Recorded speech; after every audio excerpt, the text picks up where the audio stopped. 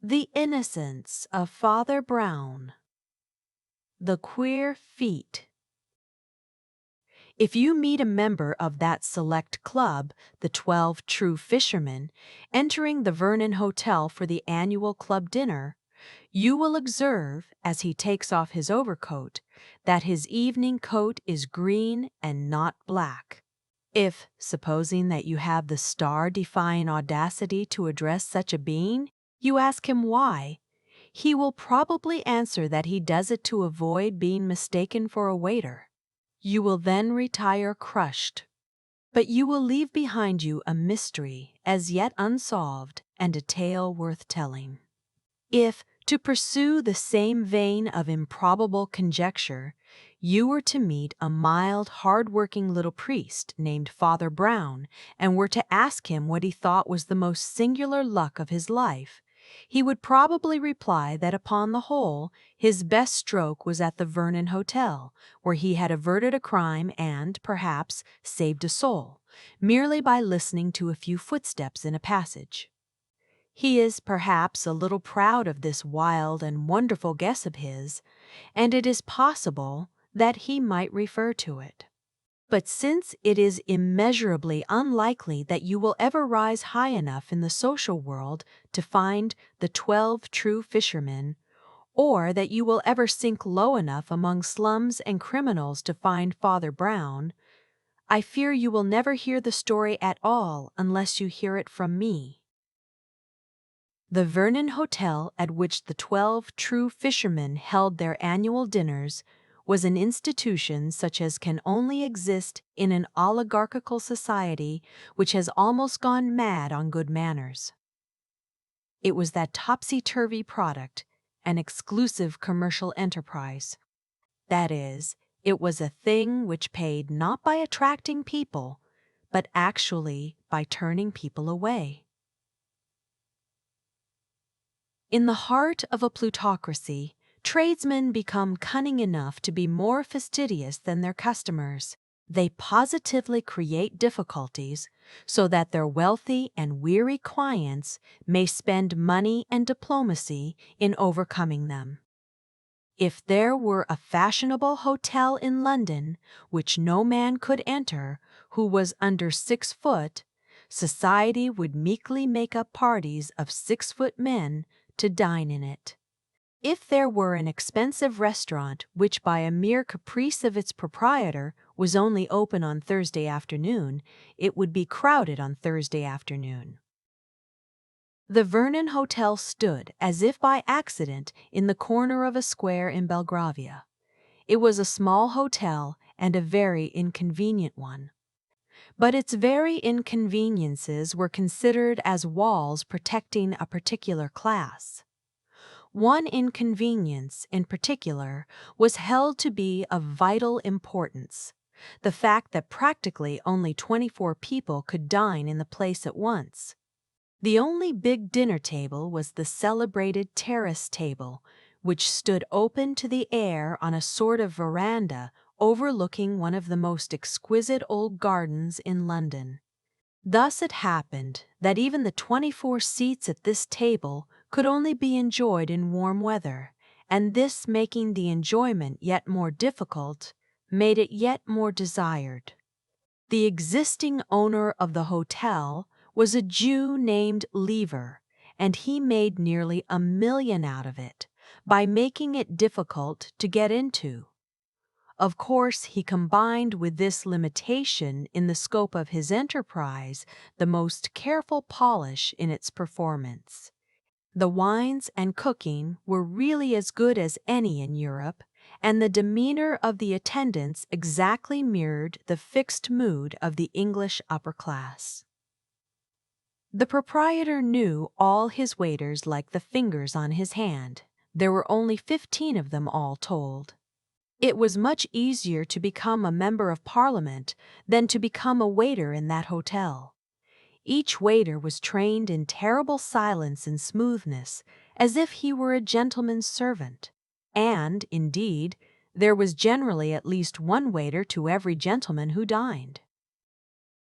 The club of The 12 true fishermen would not have consented to dine anywhere but in such a place, for it insisted on a luxurious privacy, and would have been quite upset by the mere thought that any other club was even dining in the same building. On the occasion of their annual dinner, the fishermen were in the habit of exposing all their treasures, as if they were in a private house, especially the celebrated set of fish knives and forks which were, as it were, the insignia of the society, each being exquisitely wrought in silver in the form of a fish, and each loaded at the hilt with one large pearl. These were always laid out for the fish course, and the fish course was always the most magnificent in that magnificent repast. The society had a vast number of ceremonies and observances, but it had no history and no object. That was where it was so very aristocratic. You did not have to be anything in order to be one of the 12 fishers, unless you were already a certain sort of person. You never even heard of them. It had been in existence 12 years. Its president was Mr. Audley. Its vice president was the Duke of Chester. If I have in any degree conveyed the atmosphere of this appalling hotel, the reader may feel a natural wonder as to how I came to know anything about it, and may even speculate as to how so ordinary a person as my friend Father Brown came to find himself in that golden galley. As far as that is concerned, my story is simple, or even vulgar. There is in the world a very aged rioter and demagogue who breaks into the most refined retreats with the dreadful information that all men are brothers, and wherever this leveler went on his pale horse, it was Father Brown's trade to follow. One of the waiters, an Italian, had been struck down with a paralytic stroke that afternoon, and his Jewish employer, marveling mildly at such superstitions, had consented to send for the nearest popish priest. With what the waiter confessed to Father Brown, we are not concerned, for the excellent reason that that cleric kept it to himself, but apparently it involved him in writing out a note or statement for the conveying of some message or the righting of some wrong. Father Brown, therefore, with a meek impudence which he would have shown equally in Buckingham Palace, asked to be provided with a room and writing materials. Mr. Lever was torn in two. He was a kind man, and had also that bad imitation of kindness, the dislike of any difficulty or scene. At the same time, the presence of one unusual stranger in his hotel that evening was like a speck of dirt on something just cleaned. There was never any borderland or anteroom in the Vernon Hotel, no people waiting in the hall, no customers coming in on chance. There were 15 waiters. There were 12 guests. It would be as startling to find a new guest in the hotel that night as to find a new brother taking breakfast or tea in one's own family. Moreover, the priest's appearance was second-rate and his clothes muddy. A mere glimpse of him afar off might precipitate a crisis in the club. Mr. Lever at last hit on a plan to cover, since he might not obliterate, the disgrace. When you enter, as you never will, the Vernon Hotel, you pass down a short passage decorated with a few dingy but important pictures, and come to the main vestibule and lounge, which opens on your right into passages leading to the public rooms, and on your left to a similar passage pointing to the kitchens and offices of the hotel. Immediately on your left hand is the corner of a glass office, which abuts upon the lounge. A house within a house, so to speak, like the old hotel bar which probably once occupied its place. In this office sat the representative of the proprietor. Nobody in this place ever appeared in person if he could help it. And just beyond the office, on the way to the servants' quarters, was the gentleman's cloakroom, the last boundary of the gentleman's domain. But between the office and the cloakroom was a small private room without other outlet, sometimes used by the proprietor for delicate and important matters, such as lending a duke £1,000 or declining to lend him sixpence.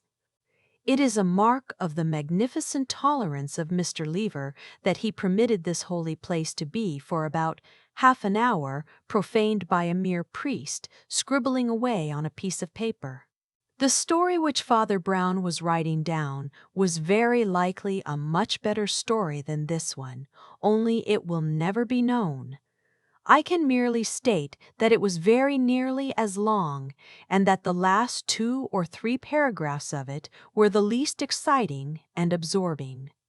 For it was by the time that he had reached these that the priest began a little to allow his thoughts to wander, and his animal senses, which were commonly keen, to awaken. The time of darkness and dinner was drawing on. His own forgotten little room was without a light, and perhaps the gathering gloom, as occasionally happens, sharpened the sense of sound.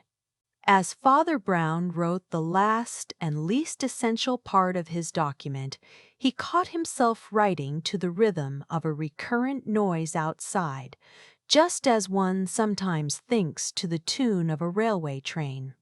When he became conscious of the thing he found what it was, only the ordinary patter of feet passing the door, which in an hotel was no very unlikely matter.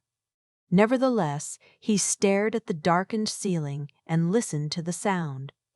After he had listened for a few seconds dreamily, he got to his feet and listened intently, with his head a little on one side. Then he sat down again and buried his brow in his hands, now not merely listening, but listening and thinking also. The footsteps outside at any given moment were such as one might hear in any hotel, and yet, taken as a whole, there was something very strange about them. There were no other footsteps. It was always a very silent house, for the few familiar guests went at once to their own apartments, and the well-trained waiters were told to be almost invisible until they were wanted. One could not conceive any place where there was less reason to apprehend anything irregular.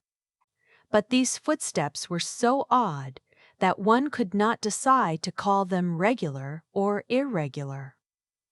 Father Brown followed them with his finger on the edge of the table, like a man trying to learn a tune on the piano. First, there came a long rush of rapid little steps, such as a light man might make in winning a walking race. At a certain point they stopped and changed to a sort of slow swinging stamp, numbering not a quarter of the steps, but occupying about the same time. The moment the last echoing stamp had died away, would come again the run or ripple of light, hurrying feet, and then again the thud of the heavier walking. It was certainly the same pair of boots, partly because, as has been said, there were no other boots about, and partly because they had a small but unmistakable creak in them. Father Brown had the kind of head that cannot help asking questions, and on this apparently trivial question his head almost split. He had seen men run in order to jump.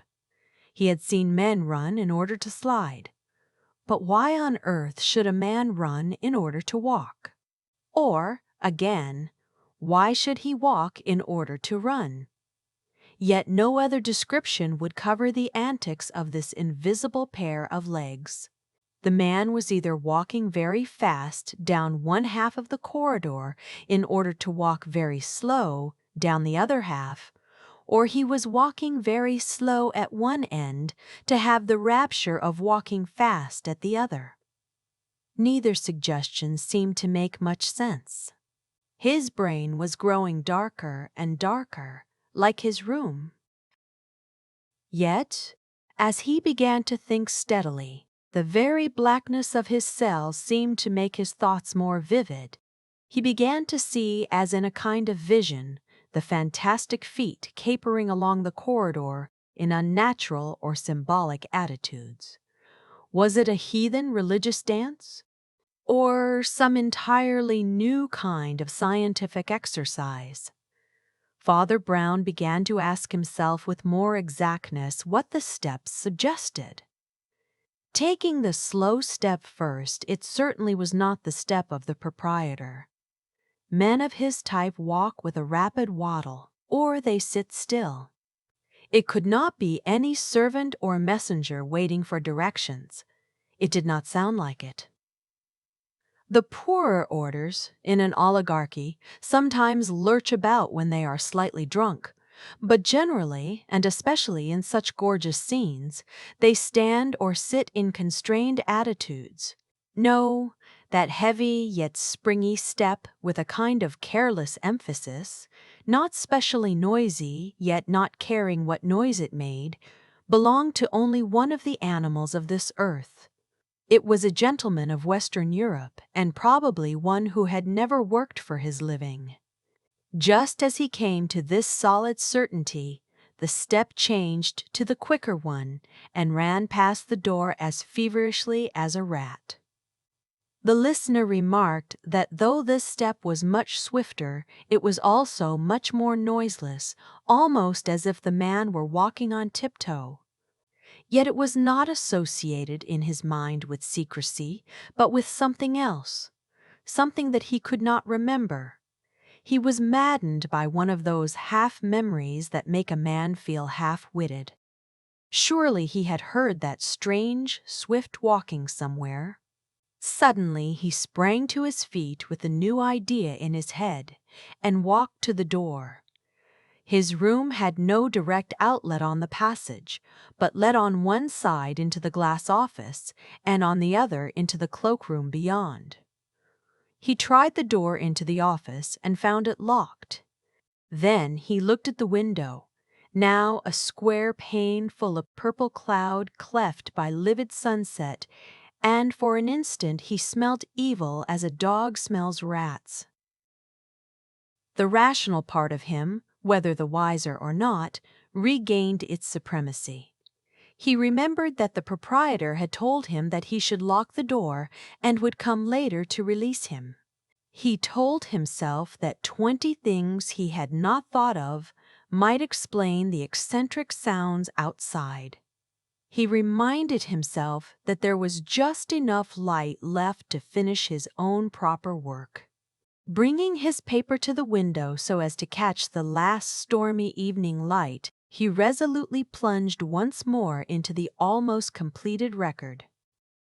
He had written for about 20 minutes, bending closer and closer to his paper in the lessening light. Then suddenly he sat upright. He had heard the strange feet once more. This time they had a third oddity.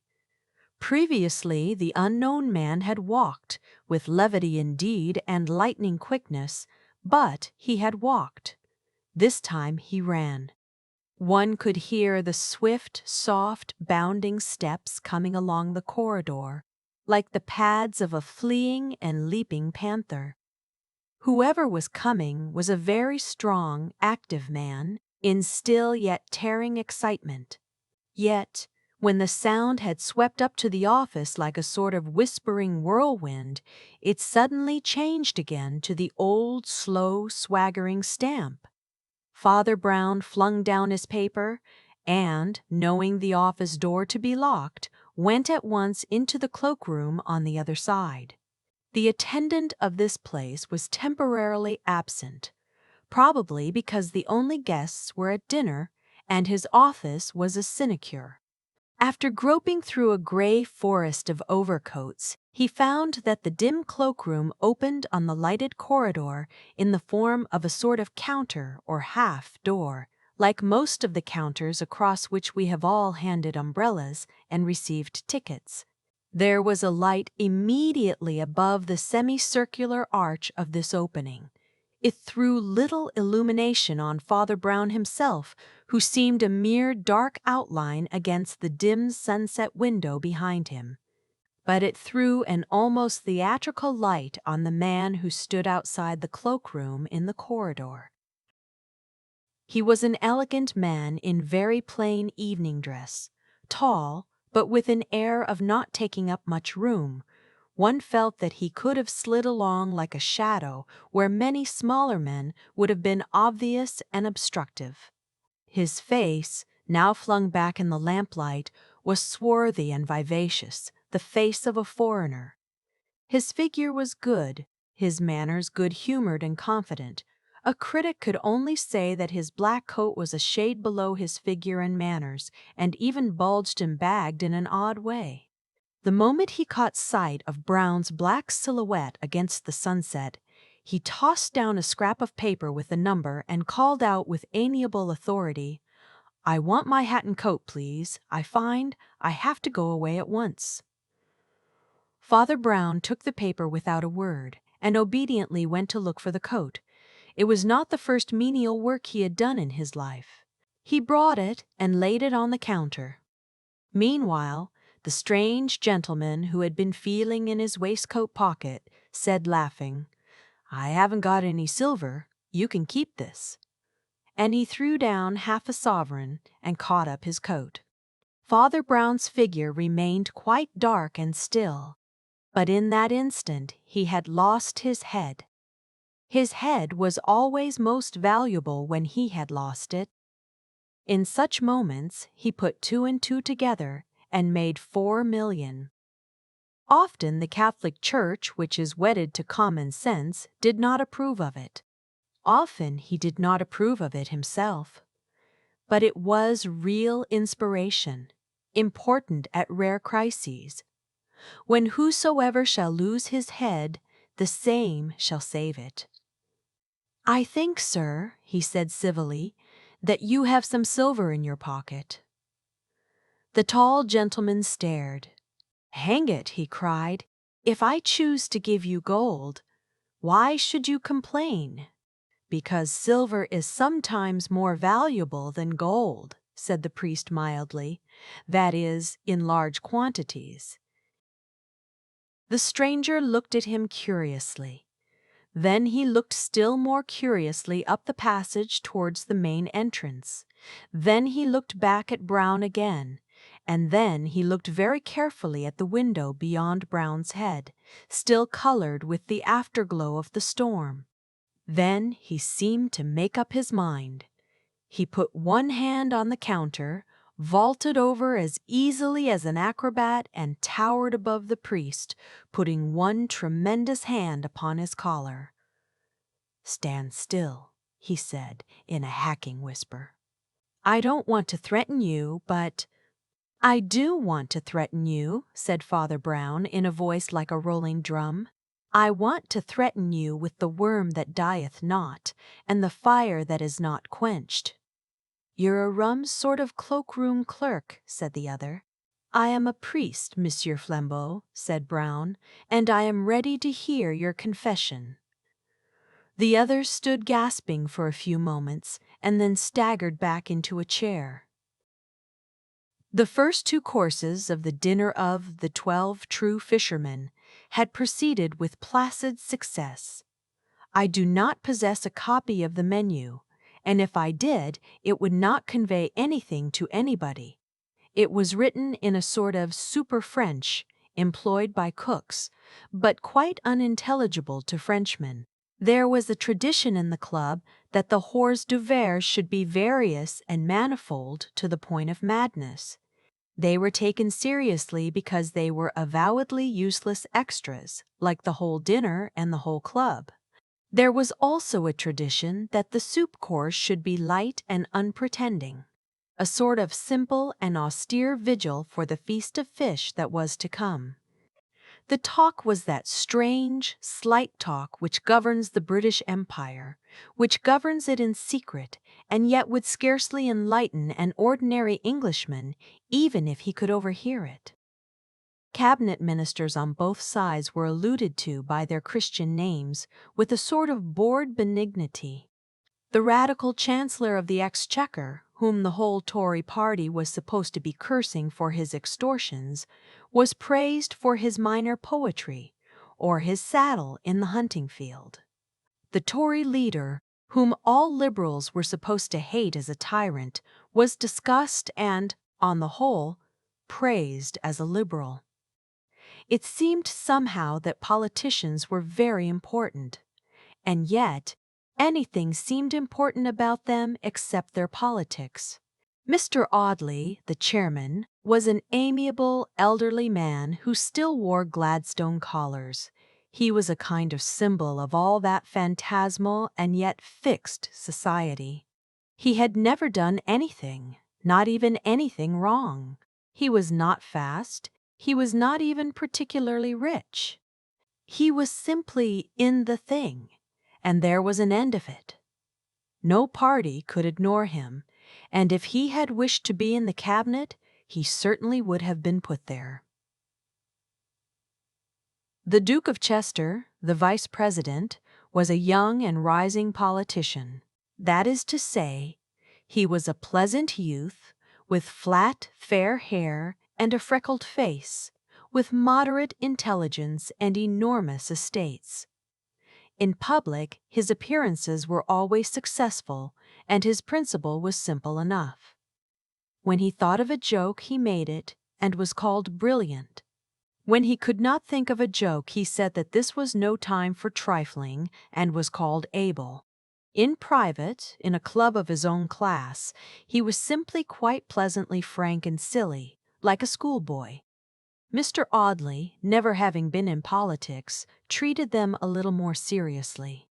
Sometimes he even embarrassed the company by phrases suggesting that there was some difference between a Liberal and a Conservative.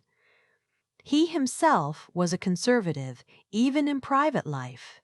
He had a roll of gray hair over the back of his collar like certain old-fashioned statesmen, and seen from behind, he looked like the man the Empire wants.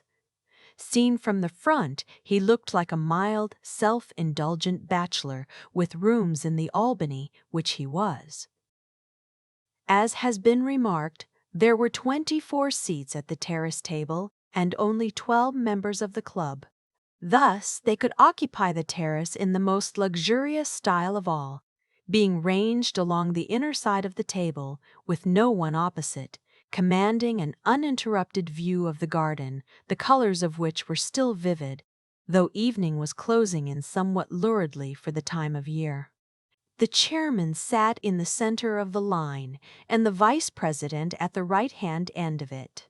When the 12 guests first trooped into their seats, it was the custom, for some unknown reason, for all the 15 waiters to stand lining the wall like troops presenting arms to the king, while the fat proprietor stood and bowed to the club with radiant surprise, as if he had never heard of them before.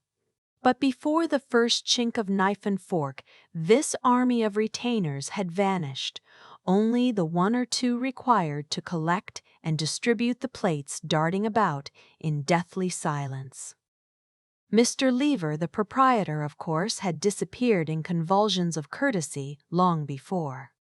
It would be exaggerative, indeed irreverent, to say that he ever positively appeared again.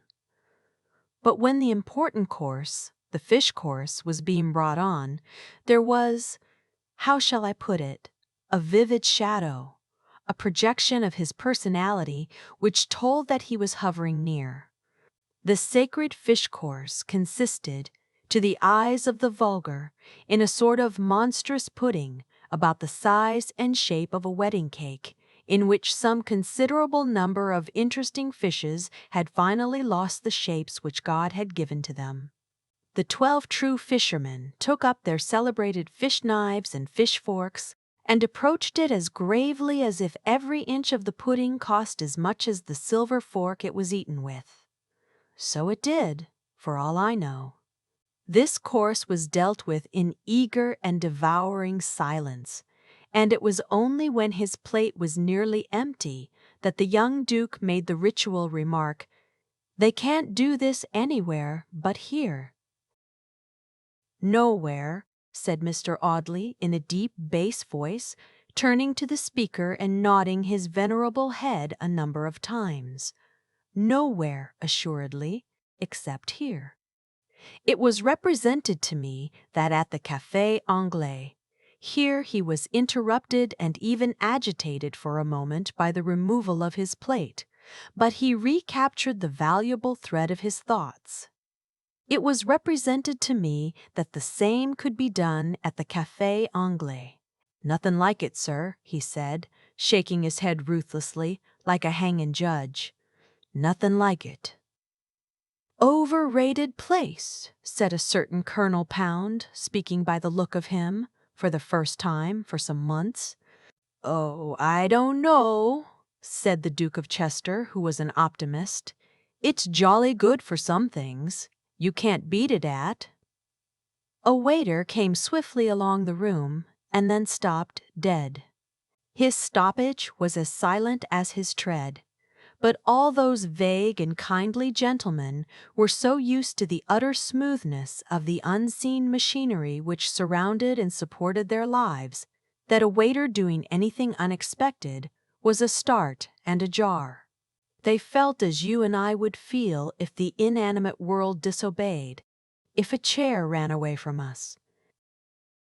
The waiter stood staring a few seconds, while there deepened on every face at table a strange shame which is wholly the product of our time.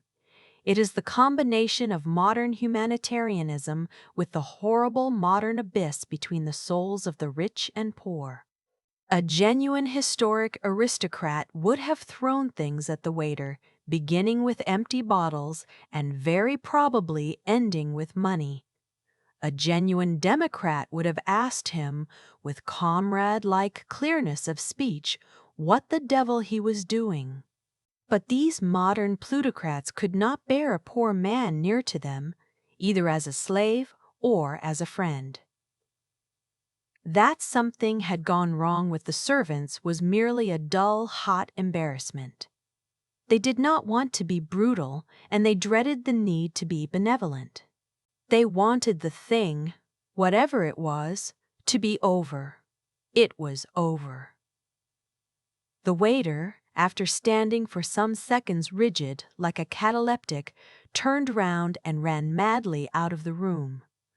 When he reappeared in the room, or rather in the doorway, it was in company with another waiter, with whom he whispered and gesticulated with southern fierceness.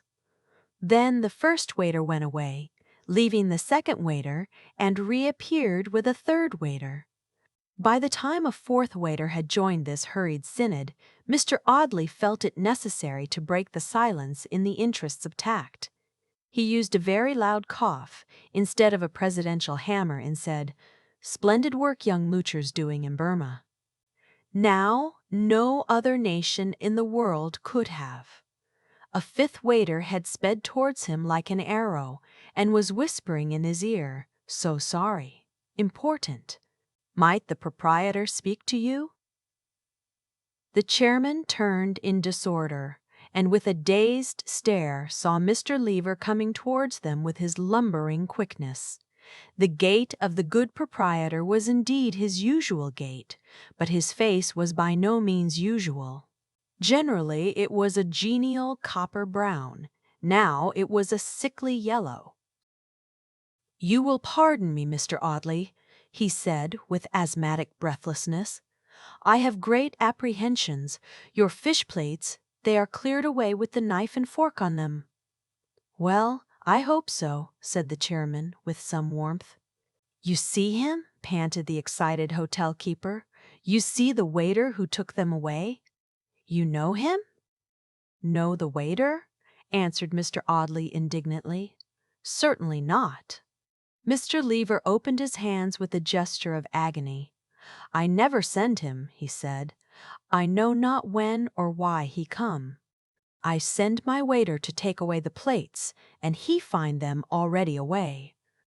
Mr. Audley still looked rather too bewildered to be really the man the Empire wants.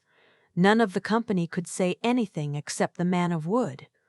Colonel Pound, who seemed galvanized into an unnatural life, He rose rigidly from his chair, leaving all the rest sitting, screwed his eyeglass into his eye, and spoke in a raucous undertone, as if he had half forgotten how to speak.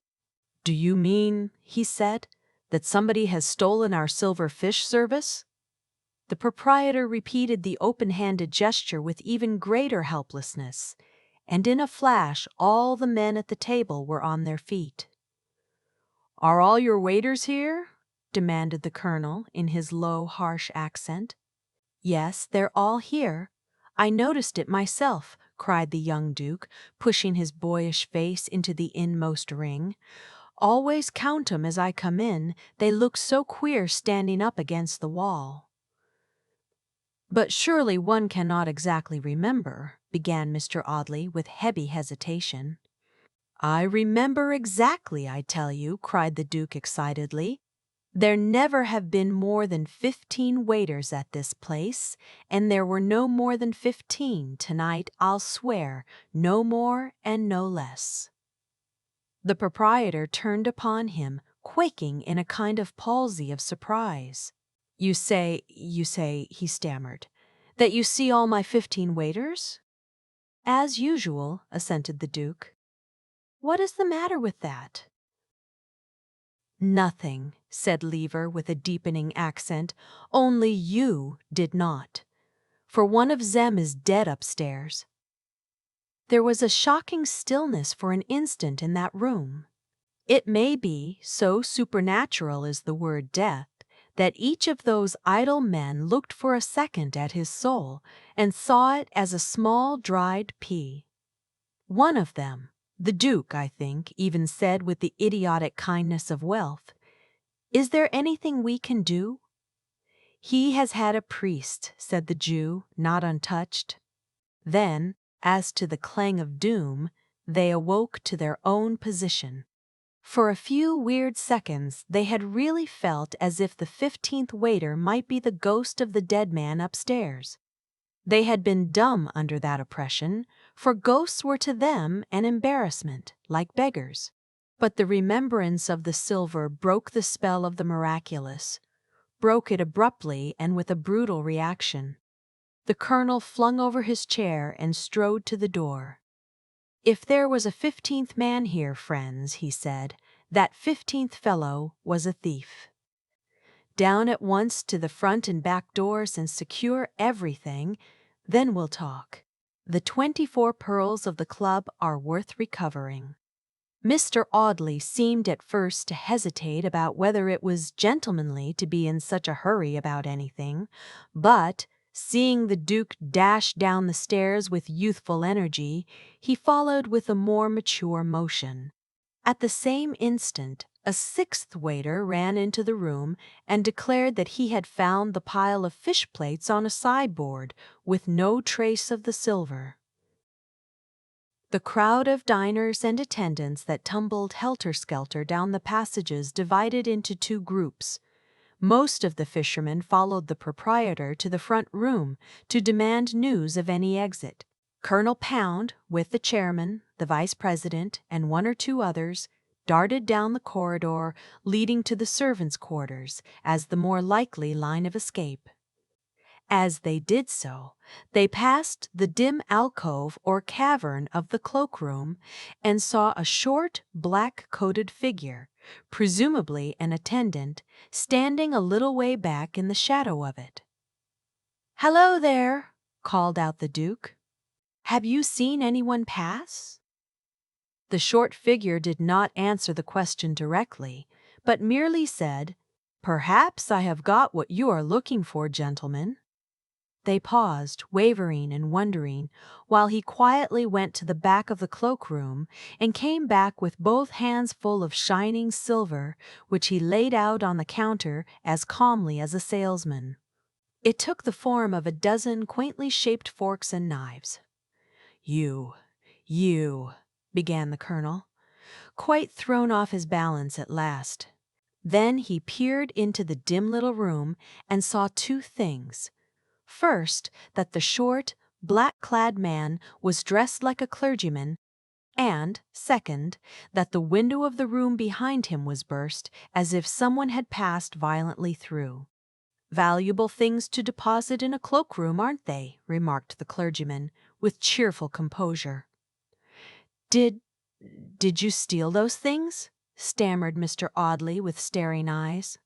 "If I did," said the cleric pleasantly, "at least I am bringing them back again." "But you didn't," said Colonel Pound, still staring at the broken window. "To make a clean breast of it, I didn't," said the other with some humor. And he seated himself quite gravely on a stool. "But you know who did," said the colonel. "I don't know his real name," said the priest placidly, "but I know something of his fighting weight and a great deal about his spiritual difficulties. I formed the physical estimate when he was trying to throttle me, and the moral estimate when he repented." "Oh, I say repented," cried young Chester, with a sort of crow of laughter. Father Brown got to his feet, putting his hands behind him. "Odd, isn't it," he said, "that a thief and a vagabond should repent, when so many who are rich and secure remain hard and frivolous, and without fruit for God or man? But there, if you will excuse me, you trespass a little upon my province. If you doubt the penitence as a practical fact, there are your knives and forks. You are the 12 true fishers, and there are all your silver fish. But he has made me a fisher of men." "Did you catch this man?" asked the colonel, frowning. Father Brown looked him full in his frowning face. "Yes," he said, "I caught him, with an unseen hook and an invisible line, which is long enough to let him wander to the ends of the world, and still to bring him back with a twitch upon the thread." There was a long silence. All the other men present drifted away to carry the recovered silver to their comrades, or to consult the proprietor about the queer condition of affairs. But the grim-faced colonel still sat sideways on the counter, swinging his long, lank legs and biting his dark mustache. At last he said quietly to the priest, "He must have been a clever fellow, but I think I know a cleverer."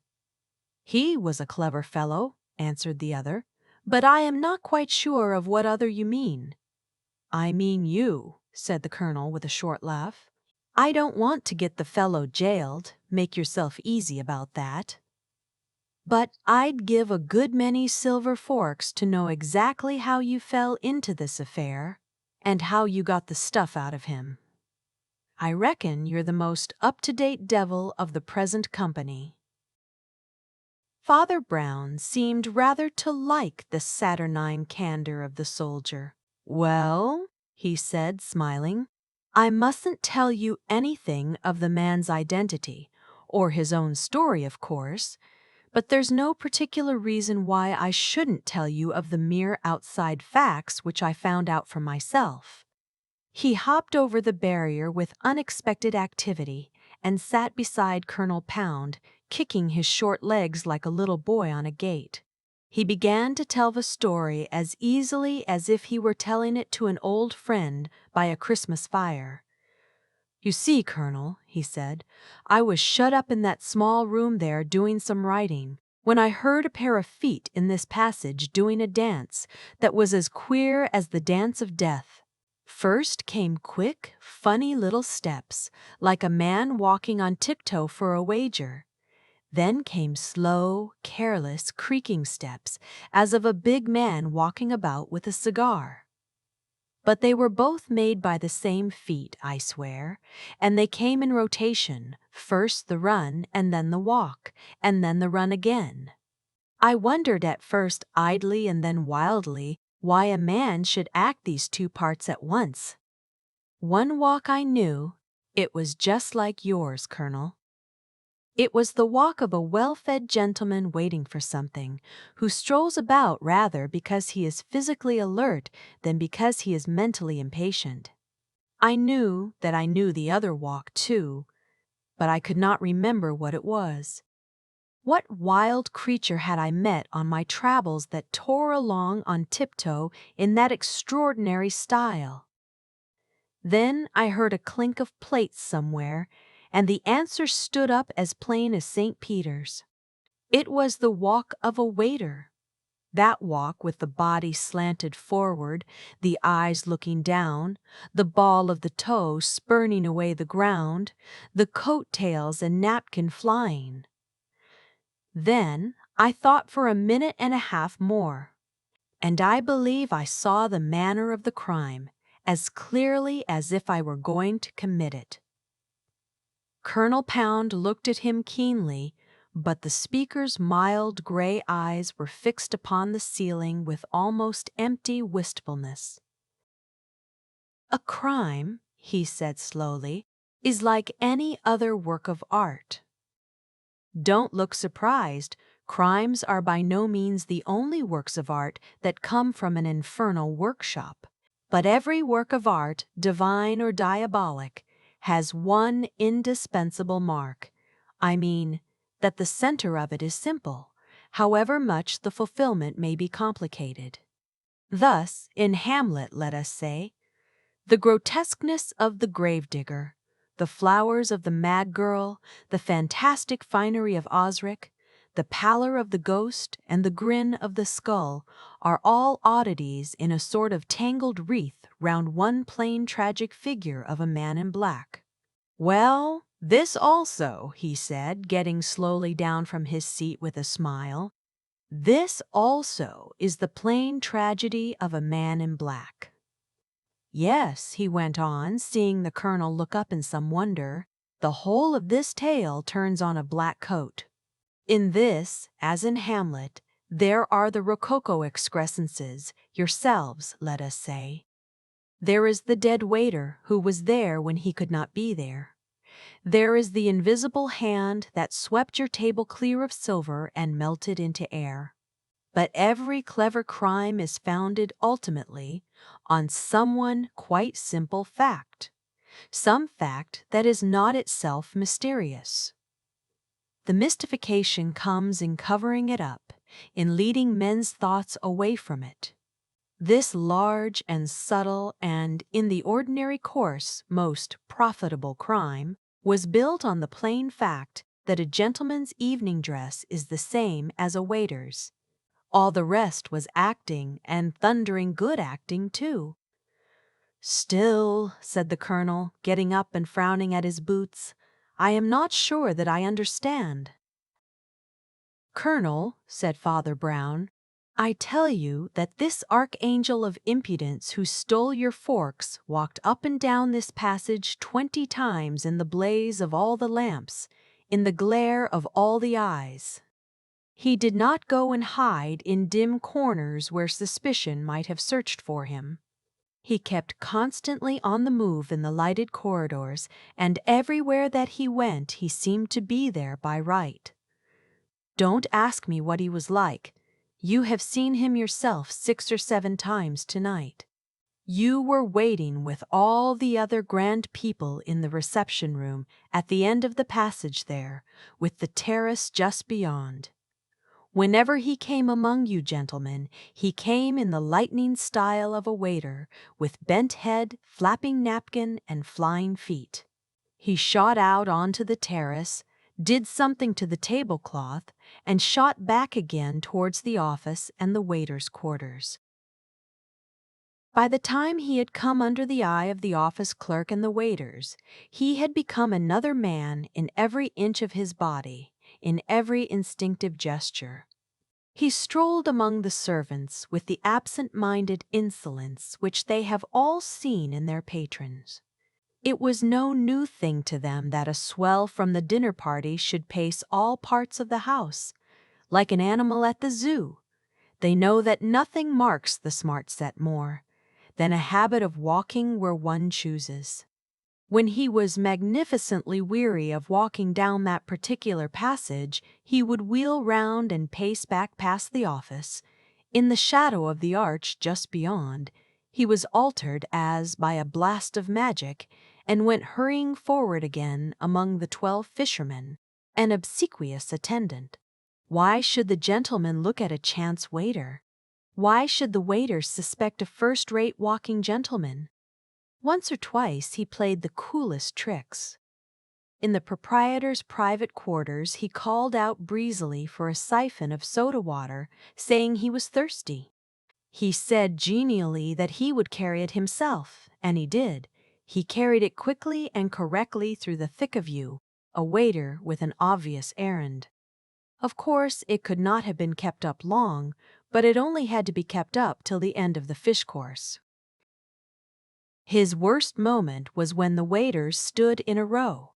But even then he contrived to lean against the wall just round the corner in such a way that for that important instant the waiters thought him a gentleman, while the gentleman thought him a waiter. The rest went like winking. If any waiter caught him away from the table, that waiter caught a languid aristocrat. He had only to time himself 2 minutes before the fish was cleared, become a swift servant, and clear it himself. He put the plates down on a sideboard, stuffed the silver in his breast pocket, giving it a bulgy look, and ran like a hare. I heard him coming, till he came to the cloakroom. There he had only to be a plutocrat again. A plutocrat called away suddenly on business. He had only to give his ticket to the cloakroom attendant and go out again elegantly as he had come in. Only I happened to be the cloakroom attendant. "What did you do to him?" cried the colonel with unusual intensity. "What did he tell you?" "I beg your pardon," said the priest immovably. "That is where the story ends." "And the interesting story begins," muttered Pound. "I think I understand his professional trick, but I don't seem to have got hold of yours." "I must be going," said Father Brown.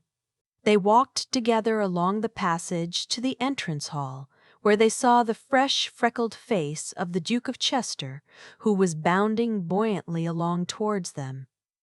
"Come along, Pound," he cried breathlessly. "I've been looking for you everywhere."